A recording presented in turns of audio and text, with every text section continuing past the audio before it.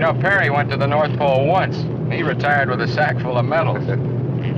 Hey, Pat. No, we go there every... Before Howard Hawks created science fiction's most terrifying vision of alien invasion, 191 from Polar Expedition 6. Can you read me? Air Force 191 here. The Thing from Another World was dismissed as just another monster movie by studio executives who couldn't grasp its revolutionary approach to extraterrestrial horror. This was a movie that they were making down in the Bahama Islands.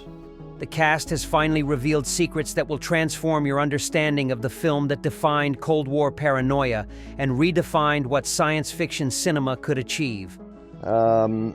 I was under contract to Duke's company for 2 years before. The Hawks mystery that changed everything. What most fans don't realize is that The Thing from Another World was officially directed by Christian Nyby, but was actually controlled by producer Howard Hawks, who directed most of the film without credit.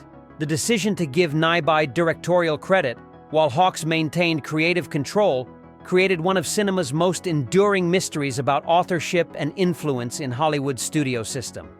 Kenneth Tobey revealed years later the reality of the production hierarchy. Christian was the credited director, but Howard Hawks was on set every day making all the creative decisions. Hawks would set up shots, direct performances, and control pacing, while Christian technically fulfilled the director role. Everyone knew who was really in charge. The arrangement allowed Hawks to mentor Nyby while maintaining artistic vision. Margaret Sheridan disclosed that actors took direction primarily from Hawks. We'd look to Howard for approval and guidance, even though Christian had the title. It wasn't disrespectful to Christian. Everyone understood the arrangement. Howard's presence elevated the entire production and gave us confidence we were making something special rather than just a B-movie. James Arness noted how Hawks's involvement attracted superior talent. The cast and crew knew we were working on a Hawks production regardless of who got the credit. That drew better actors and technicians than a typical science fiction film would receive in 1951. Hawks's invisible influence transformed what could have been forgettable genre exercise into influential masterpiece. The Arctic setting that created authentic terror. The North Pole Research Station wasn't just atmospheric location. It was deliberately chosen setting that created genuine isolation and claustrophobia that enhanced the cast's performances.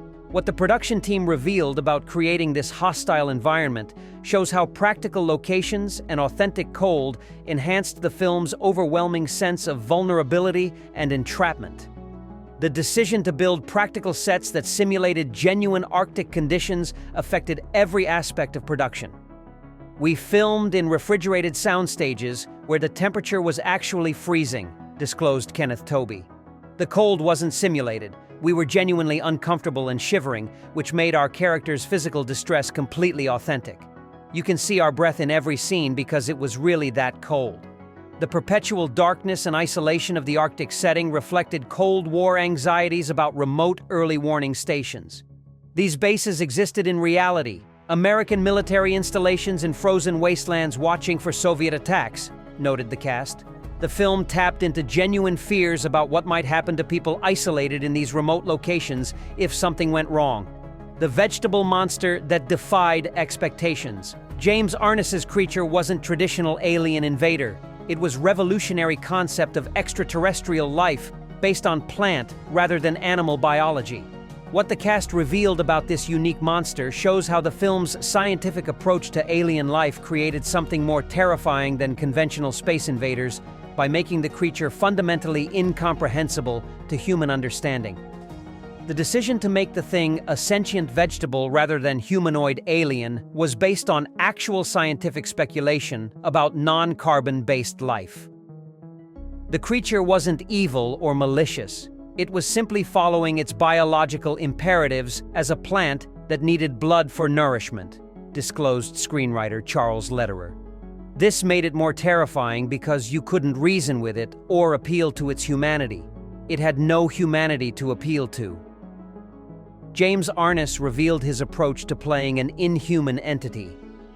I couldn't rely on facial expressions because the creature had no recognizable emotions or motivations.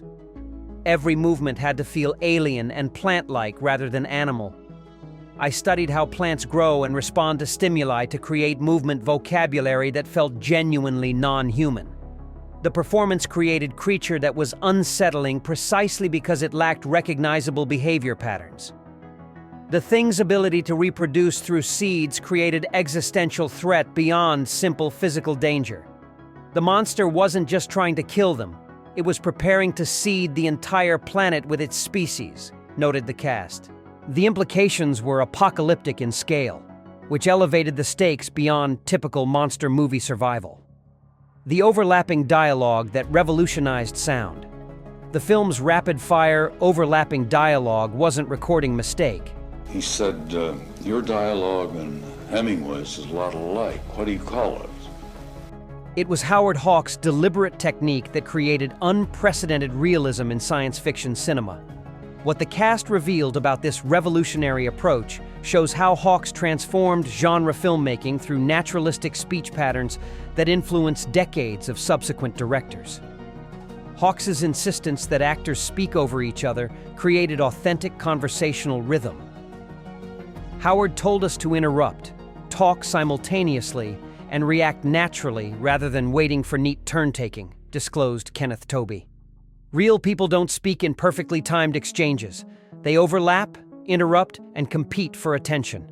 This technique made our characters feel like real military personnel and scientists rather than actors delivering exposition. The overlapping dialogue required extensive rehearsal and precise choreography despite appearing spontaneous. We had to memorize not just our lines but everyone else's so we knew exactly when to interrupt and overlap, revealed Margaret Sheridan. The technique looked effortless but required intense preparation and ensemble coordination that was unprecedented for genre films. The naturalistic dialogue style influenced Robert Altman, Quentin Tarantino, and numerous directors who studied Hawks' technique. Hawks proved that science fiction could have the same verbal sophistication and realism as dramatic films, noted film historians. The overlapping dialogue made the fantastic premise feel grounded in authentic human behavior and interaction. The anti-intellectual message that sparked controversy. The film's conflict between military pragmatism and scientific curiosity wasn't just character drama. It was deliberate Cold War commentary about the dangers of intellectual curiosity over survival instincts. What the cast revealed about this ideological conflict shows how the film took controversial stance favoring action over analysis that reflected 1950s anti-intellectual currents.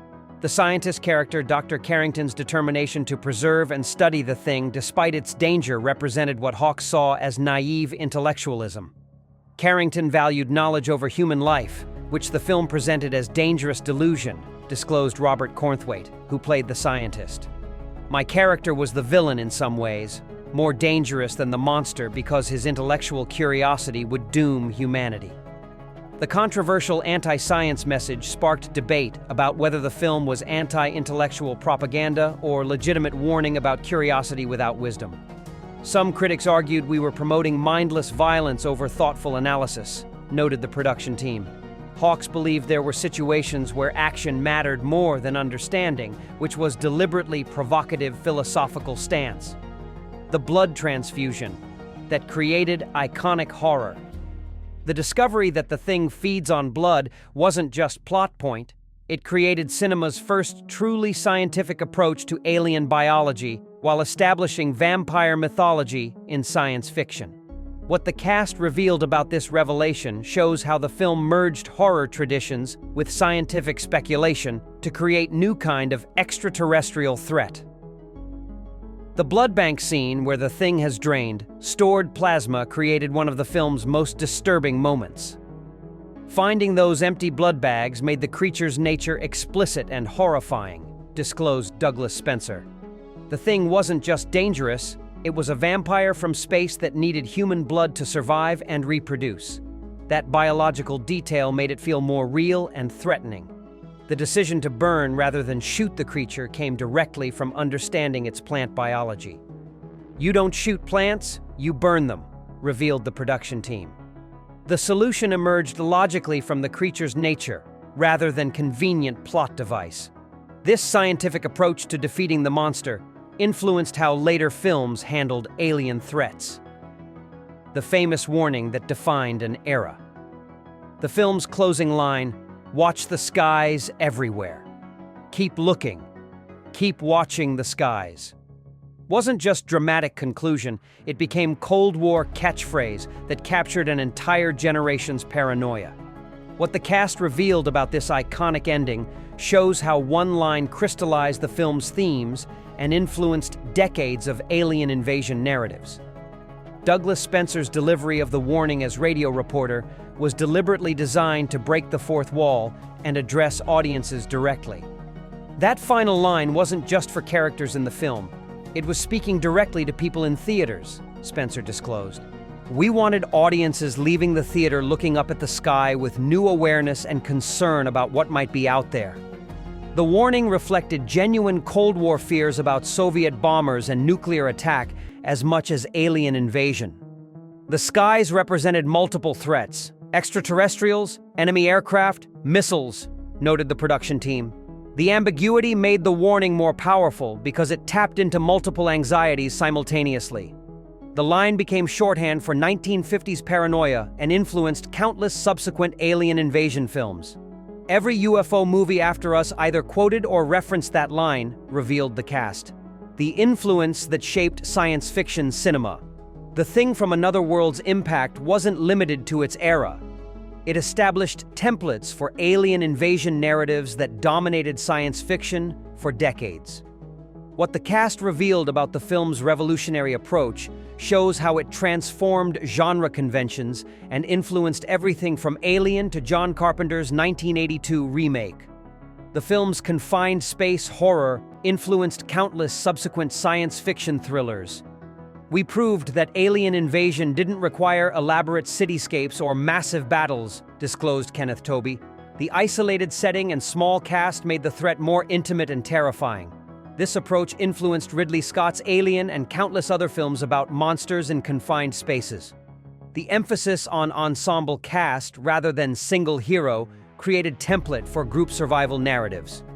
No one character dominated the film. We were a team facing the threat together, noted the cast.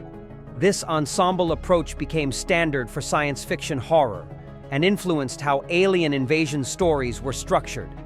The film's scientific approach to alien biology influenced Star Trek, The X-Files, and serious science fiction television that treated extraterrestrial life as biological reality rather than fantasy. We showed that science fiction could engage with actual scientific concepts while maintaining thriller entertainment value, noted film scholars. The thoughtful approach to alien life elevated the genre from pulp entertainment to legitimate speculative fiction. The Cold War paranoia that made it timeless. The Thing from Another World captured 1950s anxiety so perfectly that it remains relevant whenever societies face external threats and internal suspicion. What the cast revealed about the film's lasting resonance shows how universal fears about invasion, infiltration, and uncertainty transcend specific historical moments to create timeless entertainment. The film's themes about trust and verification in the face of existential threat resonate in any era of geopolitical tension. The core question, how do you know who's really human and who's the enemy, applies to any period of social anxiety, disclosed film historians. Whether it's communists in the 1950s, terrorists in the 2000s, or any perceived threat to social order, the paranoia feels immediately relevant. The military-science conflict remains relevant in debates about how to respond to existential threats, from climate change to pandemics.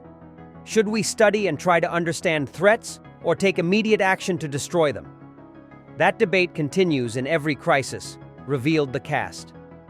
The film doesn't provide easy answers, which is why it remains thought-provoking rather than simply dated propaganda. Watch the film again with appreciation for its revolutionary techniques, its influence on science fiction cinema, and its enduring exploration of paranoia and survival.